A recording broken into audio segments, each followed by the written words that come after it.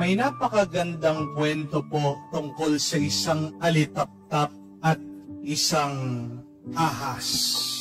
A firefly and a snake.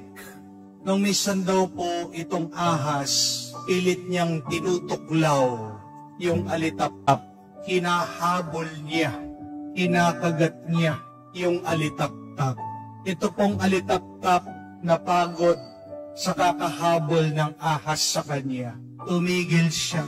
Hinarapan daw po itong ahas. At tinanong siya, sandali, sabi niya. Bakit mo ba ako tinutuklaw? Bakit mo ba ako kinakagat? Bakit mo ba ako hinahabol? Pagkain ba ako sa iyo? Kumakain ka ba ng insekto? Sumagot daw po yung ahas, sabi niya, hindi, sabi niya. Pangalawang tanong po nung alitaptap doon sa ahas, may ginawa ba akong masama sa iyo? Bakit mo ba ako sinasaktan? Bakit mo ako tinutuklaw? Bakit mo ko hinahabol? Sumagot po yung ahas, sabi niya, wala ka namang ginawa sama sa akin.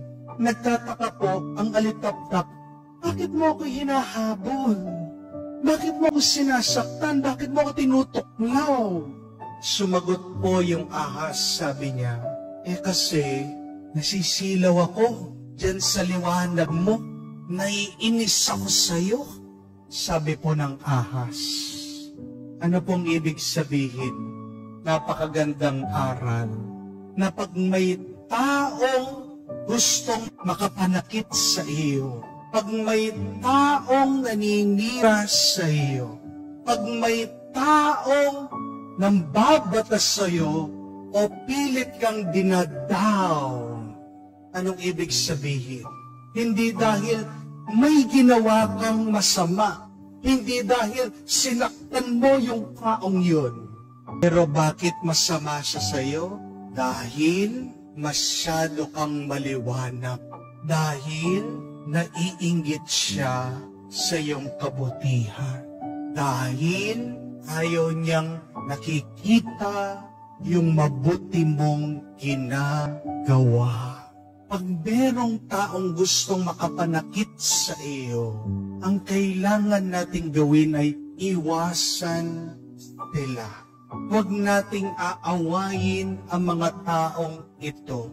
Kamukha ng ginawa ng ating Panginoon.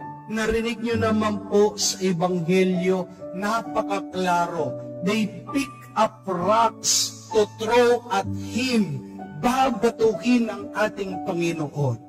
Pero ang ginawa ng ating Panginoon, umiwas siya, umalis siya, hindi siya nakipag-away sa kanila.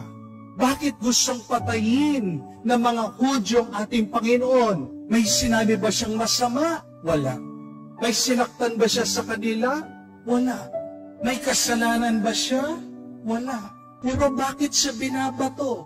Kasi kamukha ng alitaptap, ang ating Panginoon naging napakabuti, naging napakaliwanag niya, pinakita niyang kanyang kabanalan, at ayaw daw makita na mga Hudyo ito. Hindi nila ito matanggap, naiinggit sila. Kailangan natin tanggapin, minsan sa buhay natin, meron talagang mga taong ugaling ahas. Amen? Na kahit na anong ginawa mong mabuti sa kanila, nakain mo na sila, inalagaan mo na sila, tinulungan mo na sila, anong gagawin nila? Kamukha ng ahas, tutuklawin ka. Kahit na nagsakripisyo ka na, kahit na binigay mo ng lahat, nagparay ka na, anong ginawa ng mga taong ito? Sinaktan ka pa rin. Kailangan natin tanggapin yun. Hindi natin maaalis sa buhay natin yan. Meron tao, pero ang ugali nila, ahas. Ugaling taksil.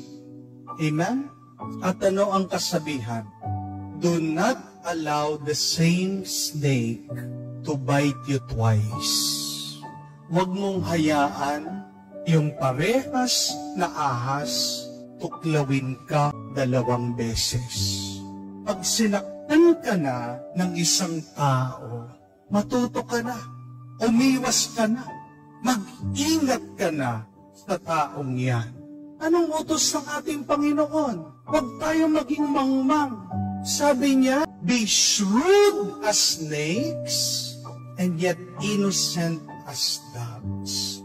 Yung pagkaahas, paanyaya ng ating Panginoon sa atin, hindi yung nanunuklaw, hindi yung nanunugat, hindi yung naninira, o hindi maging matalino ka, maging marunong ka, mag-ingat ka. Hindi tayo inaanyayahan ng Diyos magpakamatay para sa mga masasamang tao. Papil ng Diyos yun.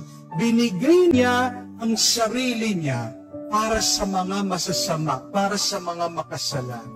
Ngayon, kung meron pa rin masama, makasalanan, ikaw patuloy kang sinasaktan.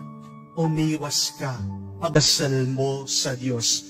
Ang Diyos lang ang makakapagbago sa kanila. Continue shining. It means continue your good work. Huwag kang titigil sa gawa ng mabuti. Huwag mong ititigil ang iyong pagmamahal, ang iyong misyon. Pag natuklaw ka nila, pag nasaktan ka nila, sinong kawawa? Ikaw at yung mga minamahal mo. Pag nasaktan ka nila, sayang yung maipapakita mo sanang mabuti sa iba. Hindi ikaw ang makakapagbago sa mga taong masasama. Papil ng Diyos yan. Papil ng Banal na Espiritu. Tayo is instrumento lang.